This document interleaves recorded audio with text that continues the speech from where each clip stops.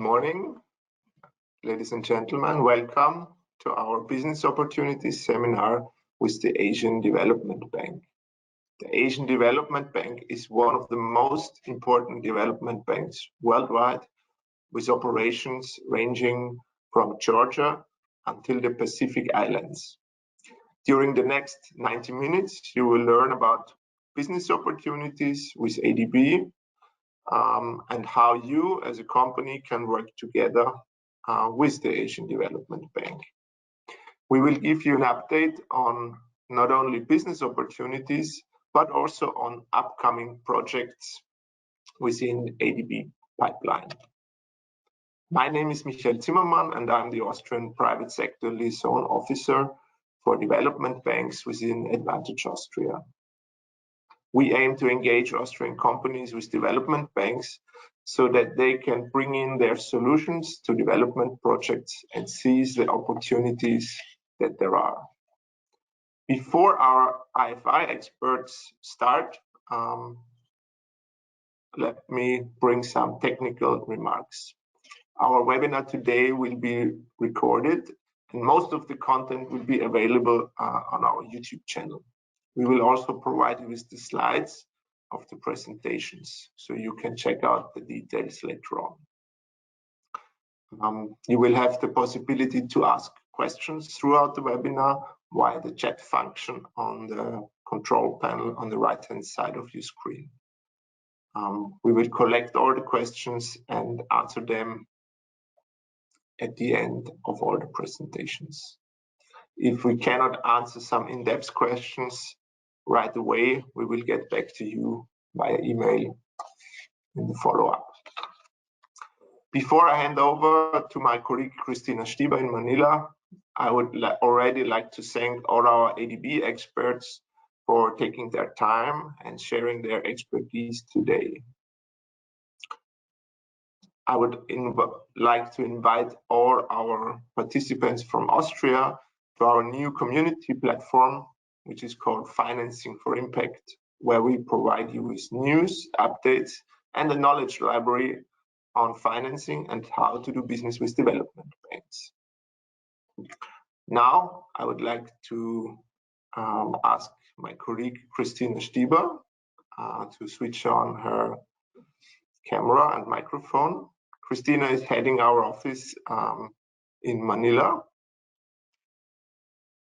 and will tell us some aspects about how Advantage Austria can support you as a company in doing business with ADB.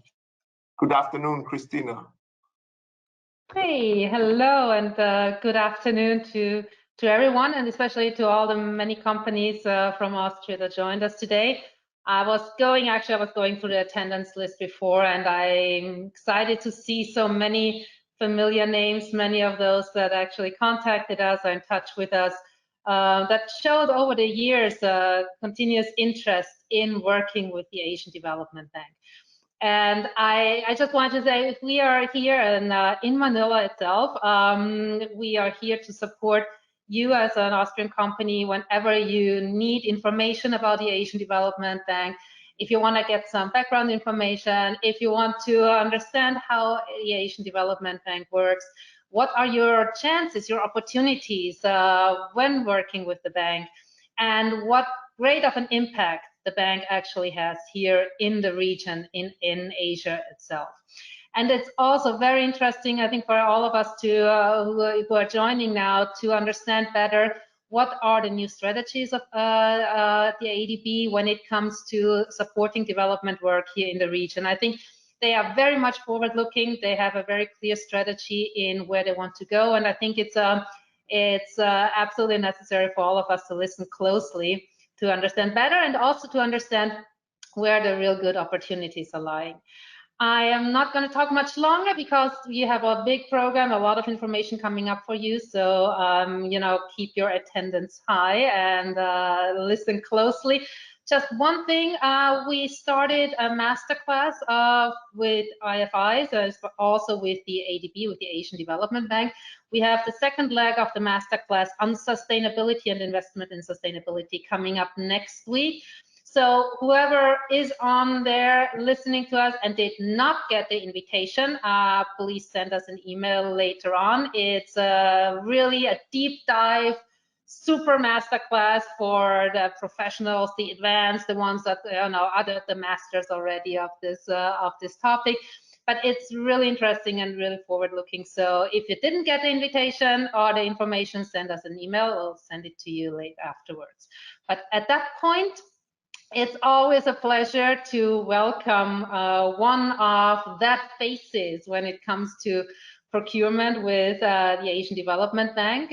We always like to talk with him and be with him when we had our physical missions, and unfortunately, the last one is a couple of years ago. But I'm very very confident that this will happen again very soon.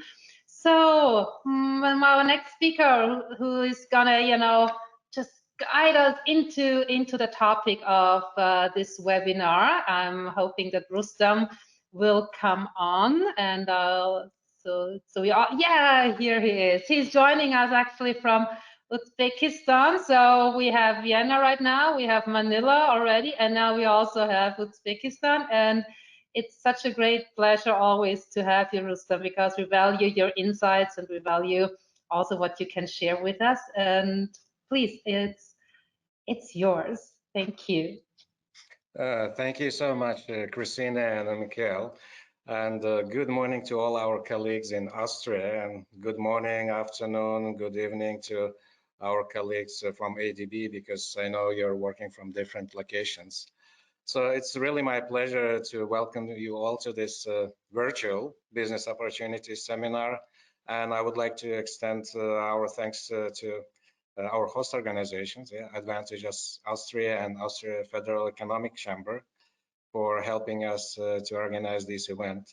And today we have it in a virtual format, but as Christina mentioned, I think in the near future, we hope we will start conducting those BOS in person, because we still see quite a big interest from business community. And this year, the number of virtual BOSs we are conducting will exceed the number of BOSs we have done last year. Maybe I will share a little bit of statistics for you, just to give a context that, despite of the pandemic, ADB portfolio is still growing, and we are preparing new projects in different sectors.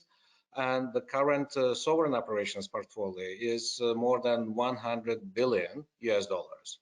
And this means this is the value of all ongoing projects financed by ADB loans and grants under government guarantees.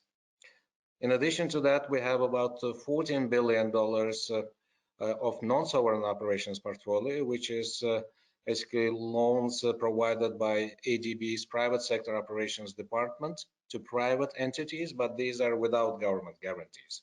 So the mechanisms are slightly different. And when we will be discussing today about ADB's procurement framework and the processes and how we engage with consultants and we support the procurement of goods and works, this will be related to sovereign operations, because in non-sovereign operations there is more flexibility, and basically our private sector colleagues follow the best international practices. Another piece of information I just wanted to share with you, that last year we have provided more than $200 million for consulting services, which are directly administered by ADB. It means ADB does recruitment of consultants and manages those contracts. And on average, every year we finance or we recruit about 4,000 individual consultants, and we also have more than 200 contracts with firms. Of course, the amount of contracts would vary, but the number of contracts is more or less at the same level for the last, I would say, 3 to 5 years. But these are ADB administered consulting opportunities, but we should not forget that there are many consulting opportunities which are under loans and grants that are managed by our borrowers. And what we see lately, because portfolio is increasing and more complex projects are being prepared, there is increased need from our borrowers, not only for good suppliers of different materials, equipment, good contractors, but also increased need for consulting services. But you see, all opportunities are advertised on ADB websites, but we know large contractors, they usually have offices in the countries where they want to operate on a long-term basis, and they basically are aware of all these opportunities. For consulting companies, it's a bit different because not all of them can afford having offices in multiple countries. But as I said, all this information is available on the ADB website, and we will share later with you on how to find these opportunities. Today, we will be focusing on ADB's operations in energy and transport sectors and procurement. But perhaps, you know, transport is the largest sector traditionally in ADB portfolio, and the energy sector is the second largest. Combined, these two sectors represent about 50% of ADB's entire portfolio. So it ranges from say 48 to 51 in any given year, but it's usually about half of that. And of course, there will be plenty of opportunities because these sectors are too large, right? But I also wanted to mention that as any other sectors where ADB has infrastructure projects, these sectors have been affected by the pandemic for the last couple of years. Because due to travel restrictions, many consultants and contractors could not work in the field, and a lot of work had to be suspended. Of course, that's quite a negative impact, but this year we see some improvements because some countries are opening up. They're introducing more kind of flexible arrangements for travel, for quarantine, and we see that in many countries, contractors and consultants resume their work in the field, but of course subject to compliance with the health and safety protocols that are introduced by those governments. So there is some positive development, right? And what I wanted also maybe to highlight for you that what we see lately, that because projects becoming are more complex, there is a need for consulting services not only in traditional areas such as the preparation of feasibility studies and preparing projects, but also more technically kind of complex expertise like conducting different types of field surveys, preparing detailed engineering design, because it then becomes part of the bidding documents, different types of computer modeling, and also help in the procurement of large infrastructure contracts. And another point is we see more and more big kind of opportunities for consultants to act as construction supervision engineers. So they would act as engineers on behalf of employers. So this is because contracts are larger, borrowers may not have their own in-house capacity to do construction supervision. So this is one trend where we see kind of increased interest from borrowers. And lastly, maybe a very important tip for you or observation from our side is that because of complex nature of contracts, but also because of increased competition in the consulting market, we see that even large, very well-known consulting companies, they are creating associations with other companies or associations or consortia in order to improve their capacity and increase the chances to win contracts. So you won't be surprised if there will be some well-known companies who may reach out to you and offer association because you have a specific expertise which will strengthen their capacity, right? And of course, our colleagues will share more information about pipeline of projects in these two sectors, and we will be providing some information about ADB's procurement rules and how to find business opportunities. But you see, despite of all these kind of restrictions and challenges caused by the pandemic, life goes on, right? And we are willing to kind of continue our collaboration with the business communities. We are willing to hear from you how we can improve. We are willing to share all information we have for you to be able to kind of prepare your strategies and decide on how to work with ADB. And I hope today's event will be kind of quite informative and useful for you, and I hope that eventually it will help you to win contracts under ADB finance projects. So I wish you a successful event today, and we are always ready to answer your questions, if not online as we do today, but in writing by email. So thank you very much, and I'll hand over back to Christina. Thank you.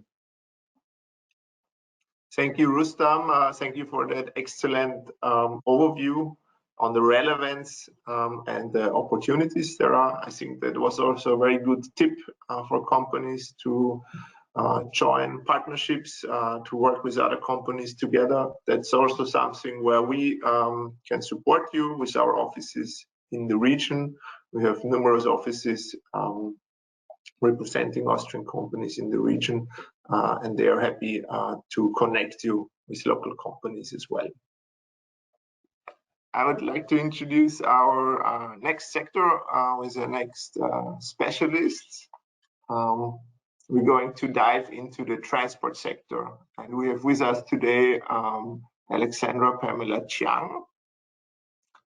She's a senior transport specialist within the Sustainable Development and Climate Change Department, and she brings in 20 years of experience in infrastructure development, both in the private and the public sector.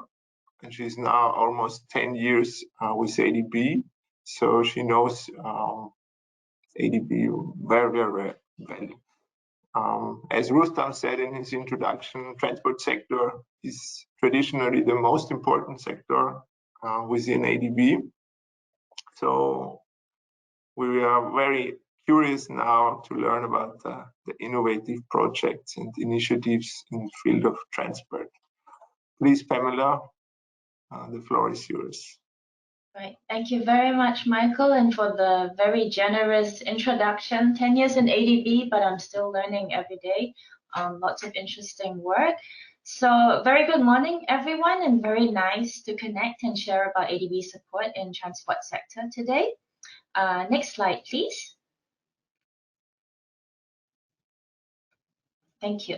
So by way of a quick background, as you all know, ADB supports our developing member countries in designing and implementing transport infrastructure and services. So historically, we've been providing connectivity and accessibility types of infrastructure projects, and this has been absolutely critical in powering trade and socioeconomic growth. So whilst this continues to remain an important part of the business, there is actually an evolving need to shift away from an infrastructure mindset, as Stephen mentioned, to a more designing a transport systems as an enabler, for example, to support low carbon development pathways, along with many other co-benefits, which I hope to share more with you today. So next slide, please. So here's a snapshot of how our portfolio has evolved since the 1990s. And you will find the most obvious trend is the investment in transport sector has been growing. But as you know, there was a blip in 2020 last year because of the reallocation of resources to pandemic recovery and health sectors. But this will pick up gradually from here. You will notice the blue segment, which is quite a obvious segment, and that is the road sector. And this has been a substantial portion which provided the very much needed connectivity in many developing member countries to employment and accessibility to markets as well. And also not forgetting basic connectivity for resilience. But you notice over time that the rail and the urban subsector projects have grown and are now dominating more than half of the portfolio. And this really reflects the shifting development needs with growth in population and also the demand for sustainable transport systems such as public transport. So next slide, please. And here is a zoomed in snapshot of these 4 years, 2020 to 2023. So as mentioned, there was a dip in 2020 due to funds being diverted for pandemic recovery efforts. So, but the number of projects remained about the same, but the size and the value of the size of the projects reduced. Another noteworthy point is the rail investments, as depicted by the orange segment, can be quite lumpy, meaning to say you don't see a steady proportion from year to year like the other subsectors. And this is because the rail projects, as we all know, they are large scale. It doesn't happen every year, but when it happens, it is a large investment amount that is approved. And also you can see urban transport is also going very strong. So the allocations for each year are fixed, but our operations departments need to look how to balance the approvals based on how ready the projects are, and that depends on the detailed design. Is it ready? And the procurement packages, contract packages, are they ready for bidding? So I would suggest it's more meaningful to look at a more aggregate figures in 3 years rather than focusing on an annual basis. So next slide, please. So this is a little bit of an overlap with Stephen, and these are ADB's operational priorities that our transport project design needs to align with. So as you can see, it is quite cross-cutting. Transport projects don't just need to provide capacity, like a bigger port or roads and all that. It's providing capacity, it is addressing poverty. It must also now deliver core benefits such as accelerating gender equality, tackling climate change, environmental sustainability, food security, livable cities, and much, much more, as you can see here. Now, in terms of value addition, there is, of course, financing that ADB brings to the table, as well as co-financing with our many trusted partners. And there's also an increasing focus on knowledge and partnerships with the government, with private sectors, and all relevant stakeholders. So one point that, as Steve mentioned also, that is quite relevant in transport sector, with the emergence of disruptive technology, this is really an area of growth potential. We are seeking ways to harness advanced technologies in project design and delivery. For example, we launched a technology innovation challenge last year to explore high technology solutions to improve safety and security on the first and last mile connectivity for vulnerable users. So first and last mile connectivity, as you know, it's like the home to the MRT stop, so home to rail station or home to bus station kind of first last mile connectivity. And so this technology innovation challenge is in advanced stages, so please watch this space for the announcement of the winning challenge. It's very exciting for us. Next slide, please. And this demonstrates how transport systems can be an enabler of development with direct links to Strategy 2030 operational priorities. Next slide, please. So with the high-level objectives in mind, and we've talked about that, I just would like to briefly share with you what are the different focus areas in the 5 regions that we operate in, starting with the Central and West Asia. So in this region, as you know, most of the countries are landlocked, and there is a strong focus on developing the Central Asia Regional Economic Cooperation Program. And so this reiterates the importance of the regional cooperation integration theme, which is one of our operational priorities. And in Central West, rehabilitation of roads railway network to enhance regional connectivity, that is quite a big area for us. And in the process of that, development of economic corridors, and also developing border infrastructure to enable efficient cross-border trade. And then, of course, road maintenance and road safety. And also I wanted to also mention there are a number of urban transport projects in the region. There's not really some.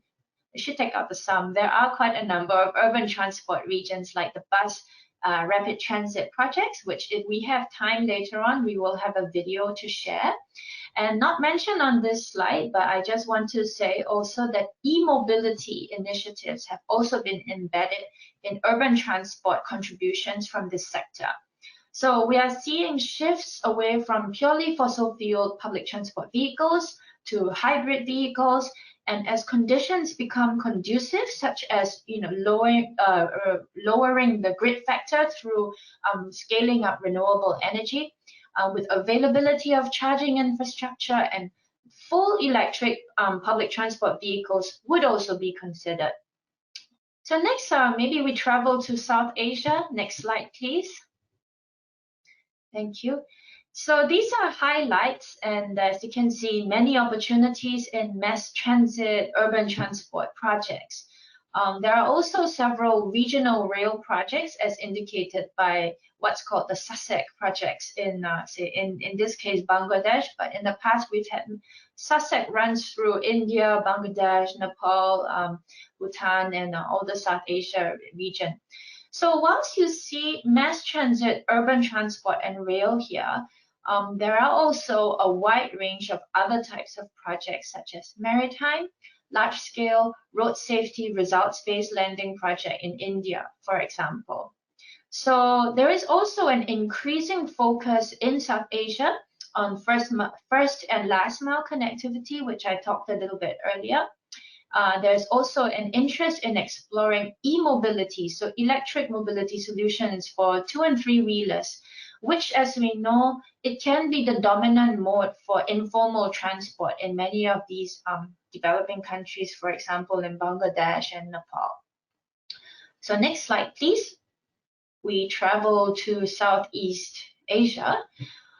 There is a strong emphasis on regional cooperation as our teams work on deepening efforts to enhance the Greater Mekong Sub-Region Connectivity Initiative, particularly in multimodal logistics, and this will greatly contribute towards trade facilitation in the region. And also, with increasing trends on urbanization, there are many opportunities to enhance urban transport. So, for example, in Philippines, there is a project underway, the Davao Public Transport Modernization Project. And this is an e-mobility project, and this will help the government to transition towards low carbon pathways. And this is important, as we know, we are committed to aligning with Paris. Also on green infrastructure, I just wanted to share also that ADB approved the Edsa Greenways project. Now, for those of you who have visited Manila, you will know that the pedestrian facilities along Edsa, which is the main arterial, were poorly designed, and at certain sections uncomfortable and unsafe. Now, this project will improve a total of 5 kilometers of covered elevated walkways around 4 MRT stations. And that will contribute towards improving pedestrian environment in 4 areas along Edsa. And this will promote active mobility, zero carbon pathways, and promoting livable cities.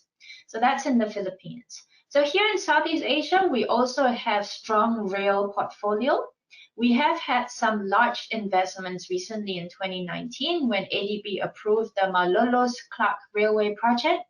And the team is continuing to explore opportunities, additional rail opportunities and PPP opportunities in various parts of Southeast Asia. So next slide, please. And here we come to the Pacific region. There is a strong focus, as you are well aware, on climate change and adaptation. And this thematic aspect is reflected in the types of projects being delivered. So there are road projects with strong adaptation and resilience components. So not only do they provide the much needed connectivity, they also have a strong element of adaptation and resilience. And there are also several maritime projects across several developing member countries. And increasingly, it's not just about delivering increased port handling capacity, for example. But it's also tying in with, as I mentioned earlier, resilience, climatic conditions, extreme weather conditions, emergency responses. So with environment high on the agenda in the Pacific, projects are also pursuing healthy ocean objectives through green ports concepts. And as we have smart grids and smart energy systems in the energy sector, we also have smart ports technology, and we strive to achieve smart transport as well. Next slide, please. We come to East Asia, where we take care of two very different countries. The People's Republic of China, which is an upper middle income country, and Mongolia, which has a very different set of challenges. So here in the People's Republic of China, the key objectives are promoting environmental sustainability, supporting public transport projects, low carbon modes, energy efficient technology, and there's also an increasing thrust in deploying high technology solutions and multi-sector projects. In Mongolia, the focus tends to be on enhancing connectivity for regional trade, connecting rural population to markets, as well as urban transport systems. So next slide, please. Thank you. So as we come almost to the end of my session, I wanted to also highlight the continued partnership that we have with the government of Austria. So our projects and our client governments are benefiting from grant support from government of Austria in areas of rail asset management. Capacity development and training has been delivered to our government agencies and officials across many of our developing member countries to enhance the quality of rail projects. So very much appreciate government of Austria's support.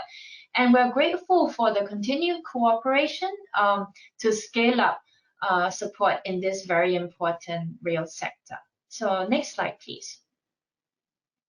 And we come to key messages. So I'd like to just share that roads are still an important sector for continuing to provide necessary connectivity for access to jobs, to markets, to international trade, for to form part of the climate resilience kind of systems, right? And we will see a continued emphasis on asset management and road safety.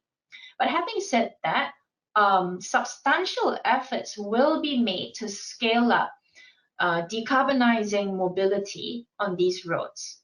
For example, we know that roads serve the public transport system. So we're trying to scale up assistance in e-mobility, for example, e-buses, looking into electric two and three wheelers, and these efforts will be accelerated.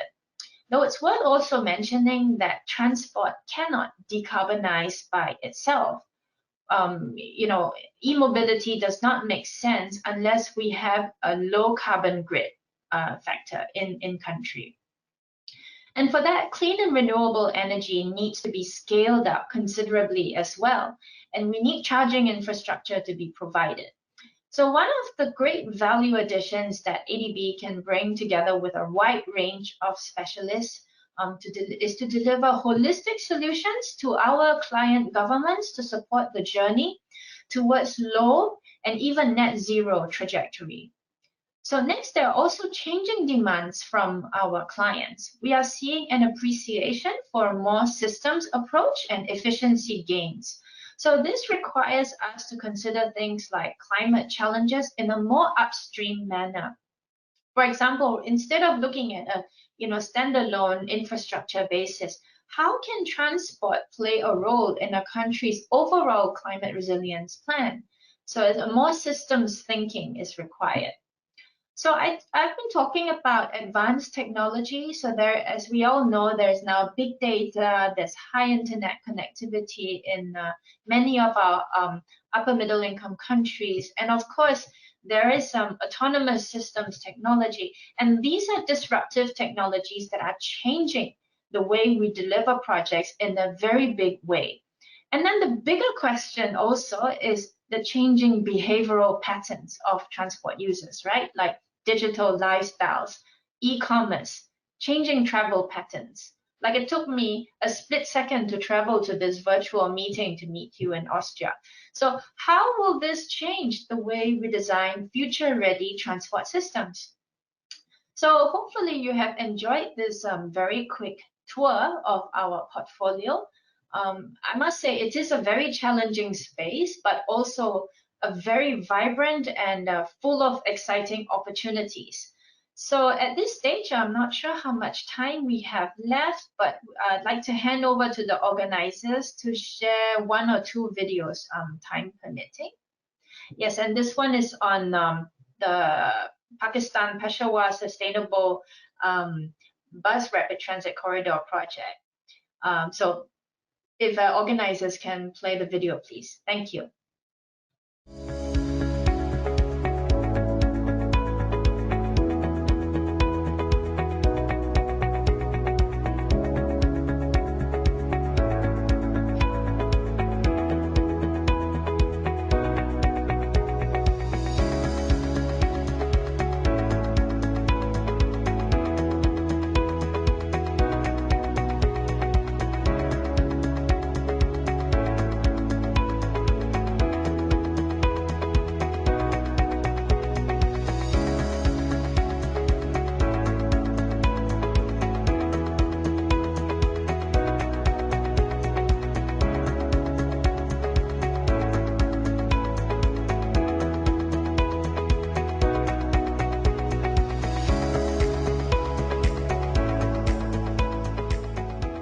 Hayatabad से मैं यहाँ पे जब आता था local transport में तो कम से कम 1 घंटा 1.5 घंटा लग जाता था। ये ज़ू पेशावर की बसेस जो हैं ये फुली एयर कंडीशन है, प्लस इसमें हीटर भी लगे हुए हैं। इसके अलावा वाईफाई की सहूलत भी अवेलेबल है और चार्जिंग पोर्ट भी आपके लिए अवेलेबल है बसेस में।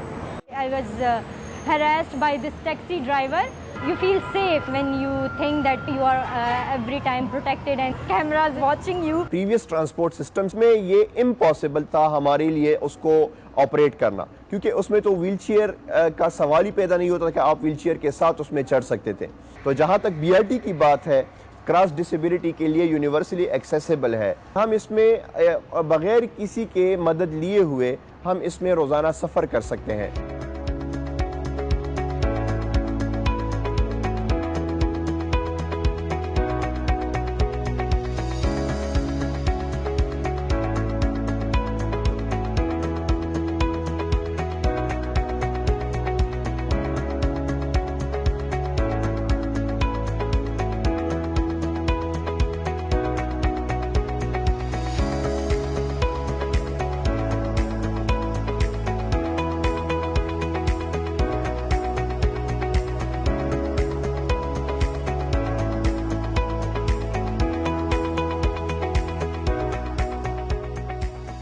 Nowadays, you ask anybody in Peshawar, and the Peshawar BRT is something they will be very proud of talking about it.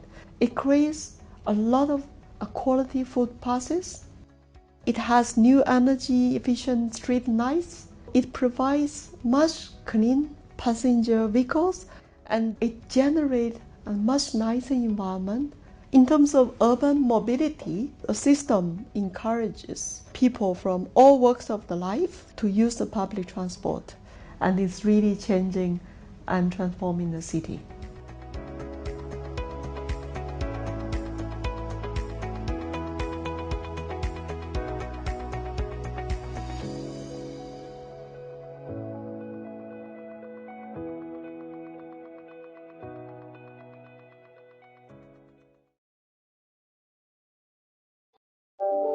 Yeah, thank you very much. So that that BRT project is one of the first ADB financed BRT systems in the Central and West region.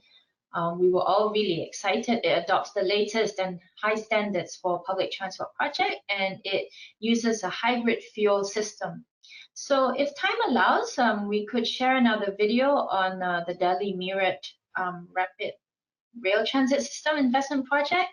So whilst the Peshawar one was a BRT project, we selected this project to showcase the effective gender mainstreaming work and integrating key gender indicators in the project design. So overall, it's just to give a flavor of, it's not just providing connectivity, it's not just about, climate mitigation, it's also about, various other co-benefits that we seek to design for. So the video can roll, please. Thank you.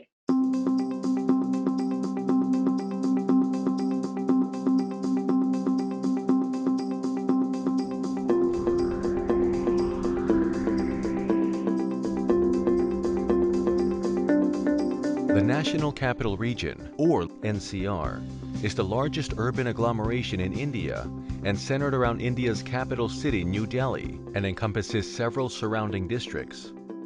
With a total population of more than 46 million that is spread over an area of over 58,000 square kilometers, NCR generates nearly 8% of India's GDP. However, most of the socio-economic development of NCR has been centered around Delhi, which accounts for 37% of the total population of NCR, while covering less than 5% of the NCR area. With Delhi projected to be the most populous city in the world in 2028, there will be tremendous pressure on its infrastructure that will cost 12% of Delhi's GDP in terms of air pollution, fatalities, wasted fuel, and reduced productivity. Thus, there is a need to shift to polycentric developmental approach where surrounding parts within NCR are able to absorb this pressure from Delhi. The Functional Plan on Transport for NCR 2032 has identified 8 regional rapid transit systems, RRTS, corridors to connect the towns in NCR with high-speed rail-based commuter transit services. 3 regional rapid transit system corridors, Delhi Meerut, Delhi Alwar, and Delhi Panipat, will be developed under Phase 1, with Sarai Kale Khan as the common station. The first corridor connecting Delhi to Meerut will span a distance of 82 kilometers and have world-class transport infrastructure supporting average speeds of 100 kilometers per hour. It is expected to reduce the travel time from 3.5 hours to about 1 hour. Asian Development Bank will co-finance the capital expenditure and envisages a 3-pronged outcome from the project: commissioning the Delhi-Meerut RRTS corridor, strengthening the institutional capacity of NCRTC, improving mobility and economic opportunities for women and differently abled. ADB will provide finance plus support that will include building multimodal integrated station, technical assistance for exploring transit-oriented development, and selection of a shadow operator. The project will have well-lit and CCTV cameras, supervised coaches, and public areas in all stations, as well as patrolling by security guards to ensure safety of women. Further, mobility, visual, and hearing assistive aids will be provided to 1,000 differently abled persons. Overall, the project is expected to have a substantial demonstration effect and pave the way for integrated mobility and sustainable development of NCR.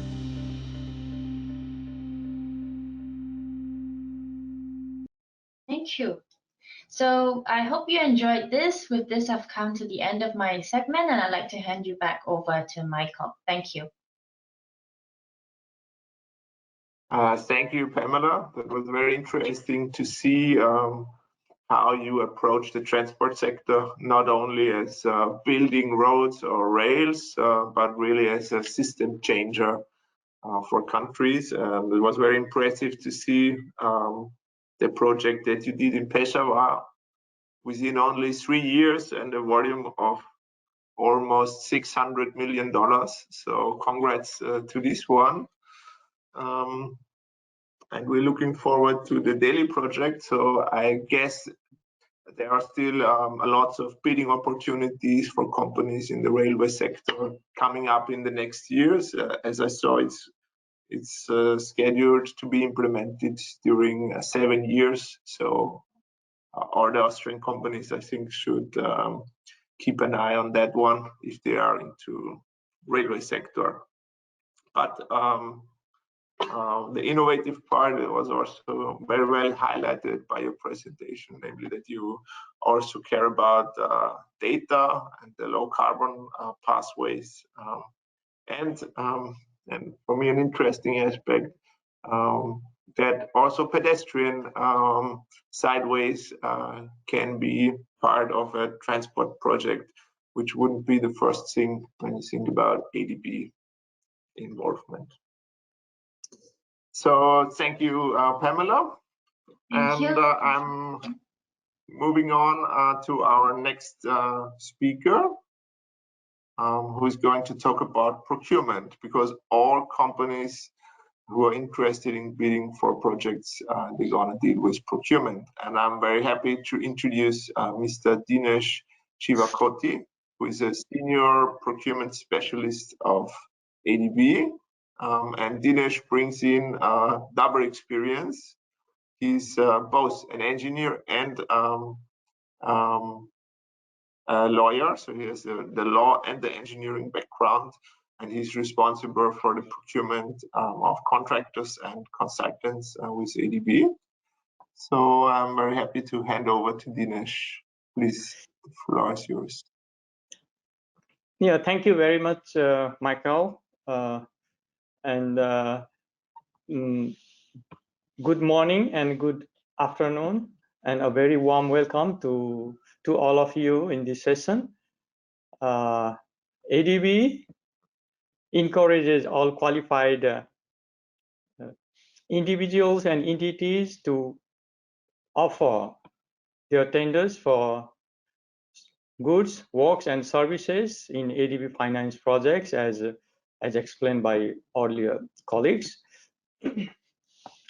There are three highlights about ADB's procurement from your perspective.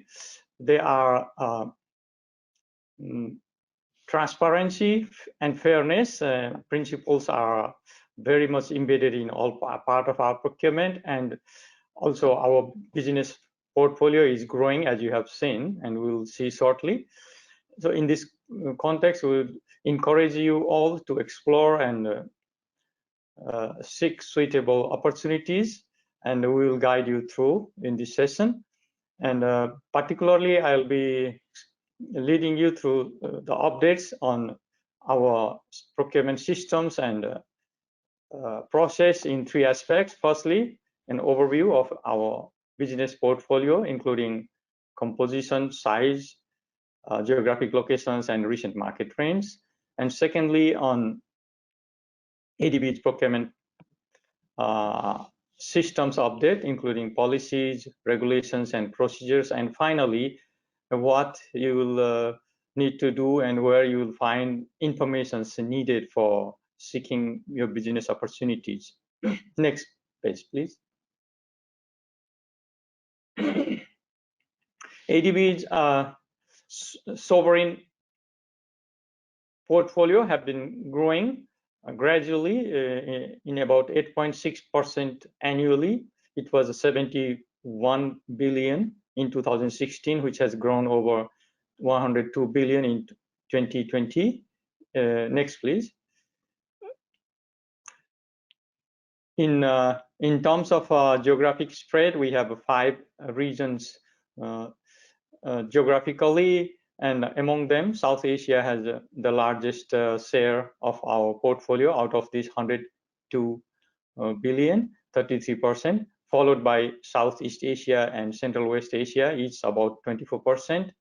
And this is followed by East Asia, about 15%, and finally Pacific region, about 3%. So in terms of sector, as you have seen and heard earlier, the transport and energy sector, they cover about 50% of the total sovereign operational portfolio. This is followed by water, agriculture, education, and public sector management. If you see the trend-wise compared to 2019, in 2020 we have a slightly lower slight reduction in energy and transport sectors, but that was the reason was, as explained, we focused more on health sector, and so the trends are maybe changing. Next slide, please. In terms of non-sovereign portfolio, as explained earlier by Rustam, we have a relatively smaller but growing portfolio. In 2016, we had about 9 billion total portfolio, which has grown to 14 billion in 2020. In terms of instruments that we use for providing non-sovereign operations, portfolio loan is the largest, and second one is guarantee. So they are growing every year. Next, please. So in terms of business, our business, of course, our largest business as of 2019 is India is the largest, and followed by People's Republic of China, Pakistan, Bangladesh, and Indonesia. And these are the suppliers here. We supplier, contractor, or consultants from individual countries, top countries in past 4 years, from 2017 to 2020. We have 3 tables separately for goods. On the top, you can see in 2020, India, People's Republic of China, Indonesia, Turkey, and Hong Kong were the top 5 suppliers in terms of country of origin of the supplying firms. In terms of works, again, India was top, followed by PRC, Philippines, Bangladesh, and Pakistan. And in terms of consulting, we have similar trends, but slightly different, you can see. And now let's look at this good supplier in terms of firms, or how they are doing in terms of top 5 suppliers of the goods in the past 2017 to 2020. These are the 5 largest suppliers of goods. We have a contract of more than between 1 to 10, and then some have a business of over $700 million. Next, please. In terms of a works contract, these are the top 5 contractors. Some have up to 30 contracts, and the largest one has 21 with almost $1 billion business ongoing. Next, please. In terms of consulting, this is the list of the top 5 companies, and you can see that the largest companies, suppliers, they have as much as 34 contracts worth of $150 million. This for the firm consulting. Next, please. How about from Austria? So these are the top suppliers and contractors from Austria. We have in the past 2016 to 2020, total portfolio is about $37.4 million. Next, please. So this compares very well with consulting service. In consulting service is of course, considering the chunk of the portfolio, Austria's contribution is quite large, 19 million over, and these are the main suppliers. It includes both the firms as well as individuals. Next, please. And so as we saw how our portfolio and business trends here, and the next, I just would like to highlight again why pursue ADB funded contracts or projects. So one of the good reasons is that you have assured financing available for your goods, works, and services, and this is a gateway to new opportunities in fast-moving economics across multiple sectors, as explained by earlier colleagues. And our portfolios are rapidly growing, as you can see, and also the fundamental aspects are that we follow internationally accepted fair and transparent procurement policies and procedures, and we do have a strong integrity oversight mechanism and complaint handling mechanism. And also by participating in our business, you will be helping to make a positive contribution towards our mission of eradicating poverty in Asia and the Pacific. Next, please. So what type of businesses are available? They are grouped based on the goods, civil works, consulting services, and recently we have split into a new service called non-consulting services. As you can see, they are fairly distributed based on the project portfolio composition. Civil works mainly roads, railways, bridges, irrigation canals, and in terms of pumps, stations, and other electric and power systems. And in terms of consulting, these are growing, and traditional one are site supervision and project preparations, designs, and knowledge products, as well as we have staff consulting services, which will come back again. And there are non-consulting services, including surveys, trainings, translations, and event management. Next, please. So when can you be engaged in ADB funded projects? We have project cycles running throughout. It starts with a country partnership strategy, which is done in every couple of years for every country. And for this exercise, we engage individual consultants. And next step is a concept paper preparations. This needs also a lot of data and analysis, so individual consultants are engaged here as well. And after between concept to approval, there are several appraisals and fact findings we do, and here both individual and firm consulting services are used. And finally, after the approval, during the implementation, the largest share of the consulting and the supplier as well as the contractor services are necessary. And even after completion of the projects, there is an evaluation process of the project, and that will engage the consultant and as a firm and individuals. Next, please.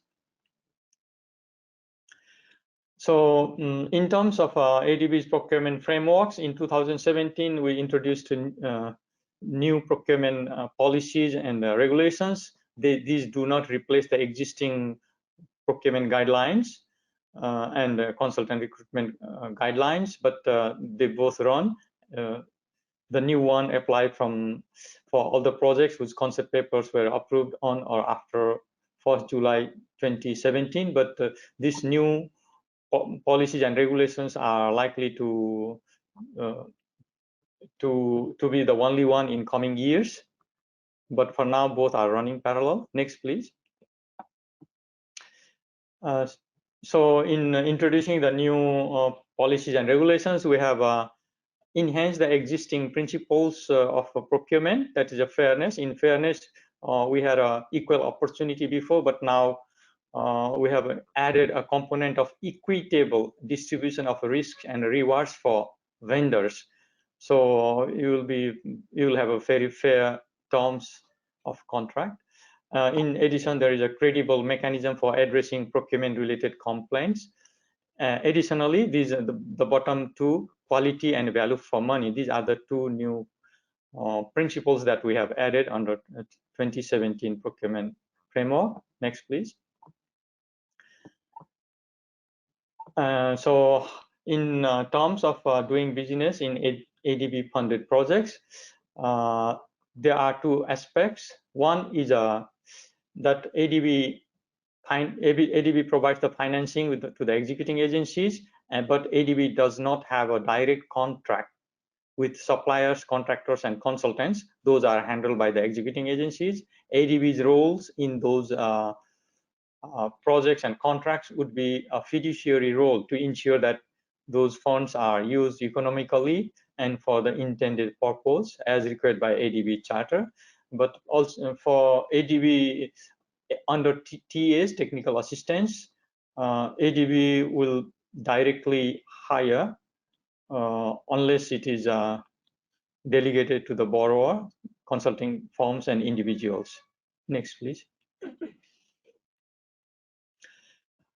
ADB's anti-corruption policy and guidelines apply to executing and implementing agencies, contractors, consultants, suppliers, ADB staff, and anyone connected to an ADB finance administered or supported activity. And there is a zero tolerance against this policy, and we seek to implement highest ethical standard. Next, please. In terms of documents, there are a list of documents. Some of them we have introduced newly. As you can see, design, build, operate new for innovative process, information technology products and services are also new, and some new non-consulting services. All these informations are available. I will shortly share with you where you can get all those information. Next, please. In terms of procurement method, our most preferred method is the open competitive bidding, because that is what gives the best value for money for our borrowers' projects. And besides, we have many other procurement methods and mechanisms that we consider based on the project's interest, considering circumstances as well as objectives of the projects and complexities and necessity. And we adopt a fit for purpose method. Next, please. So in submitting your bid in your bid offer or tender, here are some of the list of the things that are likely to cause a rejection of your bid, even though you might otherwise be qualified. And some of the lists are that bids not signed or bids signed by a person who is not authorized signatory. So this is one very common issue that we find. Another is that there is no bid security or bid security declaration is not submitted when so required.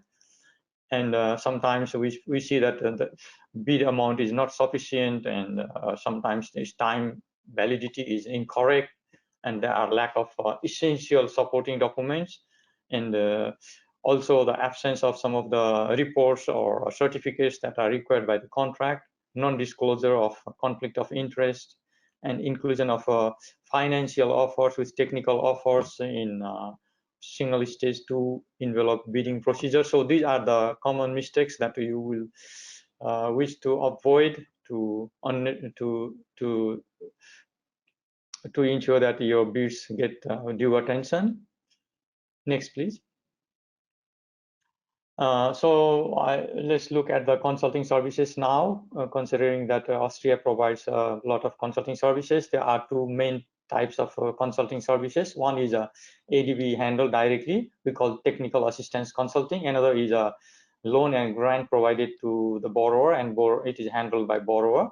So in terms of TA consulting, ADB is the client, whereas borrower is the client in loan grant. And in case of TA, ADB provides the direct payment, and the applicable law is the UK's law, and there are some privileges and immunities provided to the experts on mission, and there are also tax exemption clauses. There are some conditions, and any complaints are directly to be addressed to ADB. Whereas in loan and grant, ADB's role is limited to fiduciary oversight, and the client signs the contract and pays you directly, and the law of the borrower's country applies generally, and there are tax implications you'll need to look at closely. And if you have any complaint, you will be required to submit to the complaint to borrower, and you may wish directly to provide a copy to ADB as well, so that we can follow when there is any issue. Next, please. In terms of consulting services, there are essentially two types: consulting firm and individual consultant. These are under the technical assistant, loans and grants, so essentially project-based. In addition, there is a special type of individual consultant called staff consultant, and this is basically staff on a temporary basis, and its funding is ADB's staff funding budget, administrative budget, not from the project budget. And you may also wish to note that in recruitment, we may have a national and international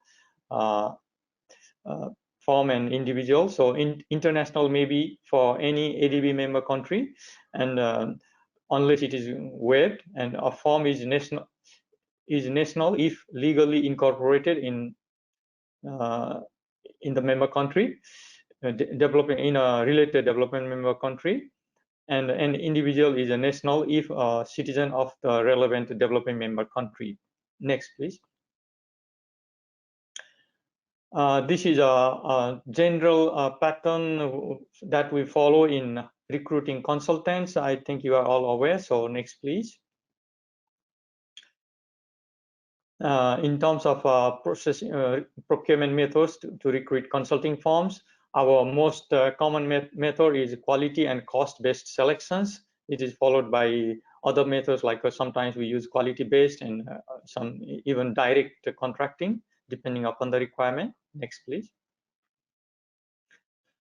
And these are the salient points on the firm recruitment process that you will need to be aware of. There are different procedures, all opportunities advertised on the CMS and shortlist published. A full, simplified, or biodata proposal may be requested depending upon the type of procurement needed. And the contract can be time-based, lump sum, or can be a hybrid. And you will be using CMS for ADB funded project, but EA's system may be used for loans and grants funded projects. Next, please. These are the typical processes in individual consultant recruitment, where ADB will need to establish internally if it is a ADB's funded project, and do the advertisement with a minimum of 7 days, and shortlisting will be done, and first rank consultant will be will have a negotiations and the contract will be signed. Next, please. And these are the general points that we will need to consider in approaching to ADB funded projects. Particularly, please do understand the context and background of the projects and identify the partner who will add value, as earlier explained by Rustam as well as highlighted by Michael. And consider the external specialist to strengthen your team, even if you may be very renowned consulting firm where that adds value. And you may also wish to know the clients and what are their expectations, and leveraging experience with similar institutions. And finally, do not forget to understand the cost of doing business in specific countries and situations. Next, please. Even if you are unsuccessful, there is a process of debriefing. So please seek for the debriefing. This is an excellent opportunity for learning. And if you have any complaint, you may submit a complaint. We have a specific sites for submitting the complaints. And if you notice any fraud, please do report fraud. We take it very seriously. Next, please. And these are now the places where you can find information related to businesses. You just need to go to ADB's website, where you'll see business center, work with us, and other highlighted projects and tenders and personal procurement. Next, please. And this is for how to do things on the information related to procurement policies, regulations, procurement guidance, and documents. This is where you can get. We will share this slide to you. Next, please. And operational for procurement. So procurement plan, advanced actions, pre-qualified contractors, and contract awards, bidding procedures. So all of these informations are available in the sites. Next, please. And for goods and works, also there are specific procurement tenders where you can find exactly what you are looking for. There are different filters as shown by those blue arrows. You can tick and find the one that is suitable for you. Next, please. And this is for the consultant service. You will need to register under our system, consultant management system, we call CMS. So once you register, all the information you can find in it. Next, please. And these are the specific advertisements, and you can see this red big circle. So that's where you need to click to see more information and fill up and submit your interest or proposals. Next, please. And if you wish to get alert, so please do register. We have a place to submit alerts. You need to register here for procurement notices for goods and works. Next, please. And for COVID-19 related opportunities, we have a specific page here. So you can click here and have a look here. And so I think, next, please. And this for COVID, you can do the filter functions. Next, please, to find whatever opportunity you are looking for. So with this one, there are some more sites where you may wish to have a look to see different kind of opportunities. And also, please feel free to contact me in this email address, so I'll be available to answer your questions. With this one, I complete my presentations and will be happy to answer any questions. Thank you. Thank you, Dinesh. Thank you for your presentation. I think there are some very helpful tips in here for Austrian companies, especially when it comes to companies whom you could partner up with. There were two good news. ADB cares a lot about quality and has introduced the principle of value for money. So that should encourage Austrian companies who can offer a lot of quality to participate in the bidding process.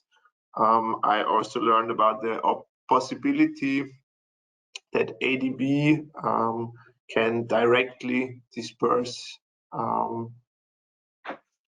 to companies who have won a contract, so that possibility also exists. And I would like to give also one advice to our Austrian companies who've joined us today. There is a special support for you within our Go International program. It's called Projektgeschäft. So please check this out. We can support you if you undergo a bidding process, especially when it comes to prepare your bid. So this brings me to the end of today's webinar. I think we have managed to stay in the time we've scheduled, and I'd just like to invite all our speakers to switch on their cameras. I'm sure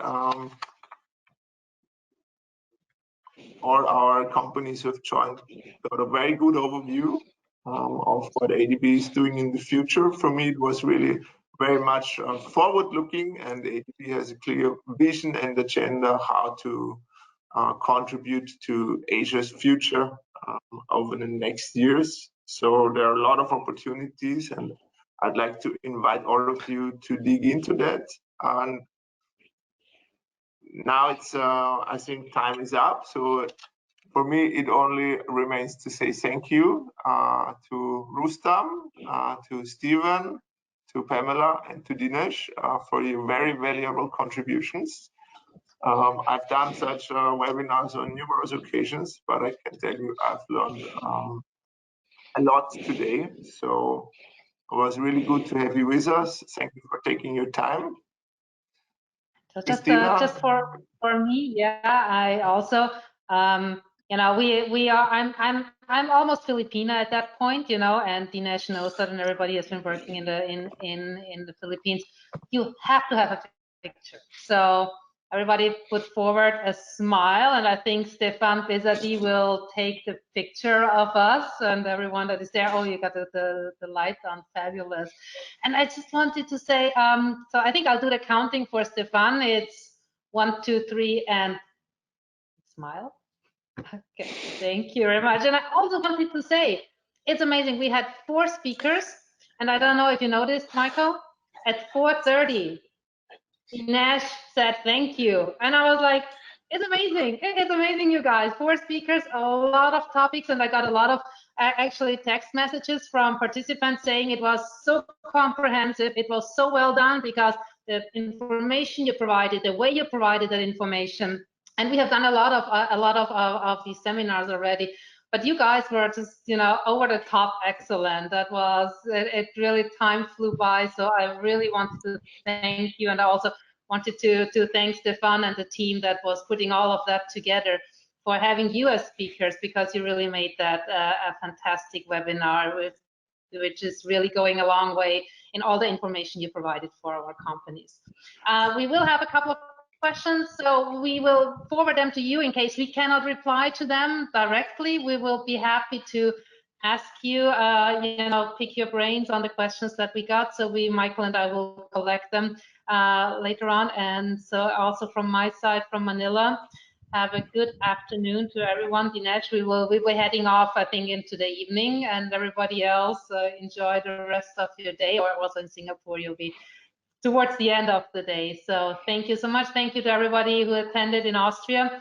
Vielen herzlichen Dank auch für eine Woche, wo alle auf Ferien sind und Sie sind da. Also da bin ich noch einmal sehr stolz auf Sie. Vielen herzlichen Dank, and goodbye from Manila to around the world. Thank you. Bye. Take care. Bye bye.